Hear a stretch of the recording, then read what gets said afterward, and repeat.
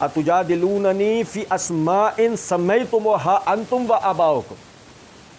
دیکھیں سنیے گا ذرا, سمجھے گا بات. غوث اعظم کے معنی کیا ہوتا ہے؟ سب سے بڑا فریاد سننا ہے. غریب نواز کے معنی کیا ہوتا ہے؟ غریبوں کو نوازنے والا. مشکل کشا جب مخلوق کے لیے استعمال کیا جائے کہ فلاں مشکل کشا ہے تو مطلب ہے وہ مشکلوں کو حل کرنے پر قادر ہے. سمجھ رہے ہیں بات کا مطلب ہے؟ اچھا, فلاں غوث اعظم ہے یا فلاں مشکل کشا ہے یا فلاں غریب نواز ہے یا فلاں داتا ہے, یہ مخلوقات کو نام کس نے دیے؟ مخلوقات نے.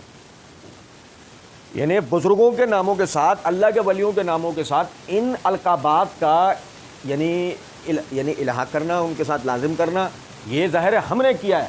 اگر ہم کہیں نہیں یہ اللہ کی طرف سے ہوا ہے تو پھر اللہ نے اس کی کوئی سند اتاری ہوگی نا, لیکن ایسا نہیں. اور جب بھی آپ دیکھیں, جب بھی اللہ کے سوا جس کو بھی مدد کے لیے پکارا گیا مخلوقات میں سے, اس اللہ کا شریک کیا گیا, تو ان کے ناموں کے ساتھ اس قسم کے القابات استعمال کیے گئے. جیسے مثال دیتا ہوں آپ کو ایک چھوٹی سی. عرب ایک عورت کی عبادت کرتے تھے, تو ویسے تو وہ ایک بت نظر آتا تھا لیکن پیچھے ایک عورت ہوتی تھی جو بات کرتی تھی. اس کا نام انہوں نے رکھا ہوا تھا عزا. اب یہ عزا کیا ہے, مطلب معنی کیا ہے اس نام کے؟ وہ کہ جو غلبہ رکھتا, وہ جو ہر یعنی کسی پر اپنا تسلط رکھتا ہو, قبضہ رکھتا ہو. خالد بن ولید رضی اللہ تعالیٰ عنہ نے گردن اڑا دی تھی اس کی. آپ میری بات سمجھیں. اور صرف یہ یعنی کہ وہ جو جنگ ہوئی ہے اور جو سارا واقعہ ہوا ہے, صرف یہ بتانے کے لیے کہ دیکھو تمہارے مشکل کشا کی گردن علیحدہ پڑی ہوئی. وہ جو دوسروں پہ غلبہ رکھتا تھا, ہم نے اس کی گردن اڑا دی ہے, دیکھو تم پڑے ہوئے. کیا کر لیا اس نے ہمارا؟ ایک بات سمجھیں.